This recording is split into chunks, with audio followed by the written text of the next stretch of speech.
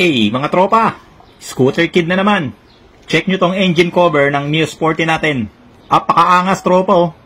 Forged carbon look, gamit ang samurai paint. Tara tropa, samahan nyo ulit ako para malaman nyo kung paano natin ginawa ito at kung ano-anong mga kulay ang ginamit natin dito. Siyempre, shoutout muna sa Samurai Paint Philippines. Samurai Paint lang sa kalam. Game tropa! At ito yung engine cover natin ng Mio Sporty, mga tropa.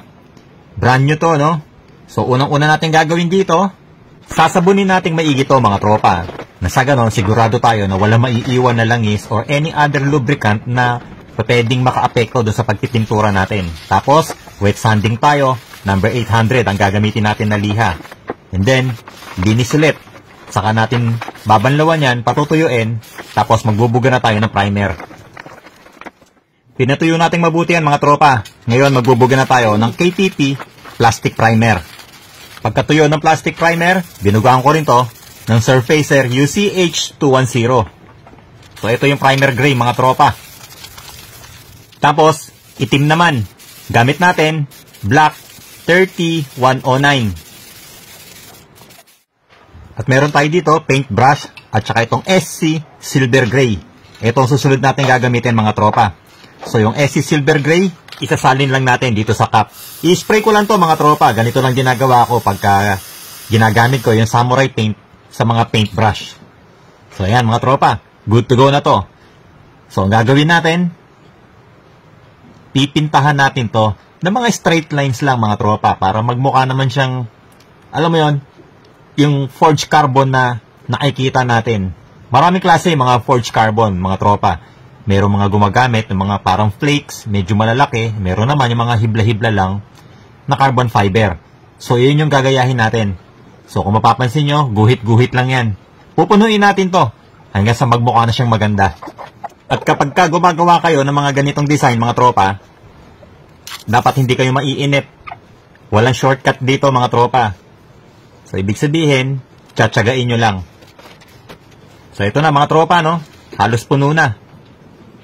At eto na itsura niyan mga tropa, after natin malagyan ng maraming linya. So ayan, salasalabit na yung mga linya mga tropa. So nakita nyo, parang na siyang mga hibla ng carbon fiber. So patutuyuin lang natin to at saka tayo magbubuga ng kulay. Alright, ngayon magbubuga na tayo ng Samurai Paint Blue Chill. Ang code nito Y640 mga tropa. So 3 coats para pantay na pantay. Tapos top coat clear na tayo mga tropa. Gamit natin K1K clear. Nagbuga tayo ng 2 coats ng K1K na clear mga tropa. Pinatuyo mabuti. Tapos nag wet sanding ako number 800. So kung mapapansin nyo, wala nang kakintab-kintab to. Dahil nga nagliha tayo. Wet sanding number 800. Pinatuyo mabuti. At ngayon, magbubuga na tayo ng final coat ng top coat clear. Siyempre, ang gagamitin natin, yun ulit, K1K clear. Pero ang application nito, wet application na mga tropa. So, katulad ng mga itinuturo ko dati sa inyo, sa mga video natin ng mga nauna, yung wet application, ito yung pagbuga ng dahan-dahan lang para mas maraming clear yung mapunta dito sa ginagawa natin. Nang sa ganon, magmukha siyang wet look. Pero syempre, tatansyahin nyo mabuti yan mga tropa. Dapat hindi yan tutulo or luluha. Alright mga tropa, tapos na itong project natin. So nakagawa na tayo ng forged carbon look na naka blue chill. O diba ang angas ng kulay mga tropa? Kakaiba yung kulay niya. Nasa gitna siya ng candy green at saka ng candy blue. Napakaganda ng kulay ng blue chill mga tropa.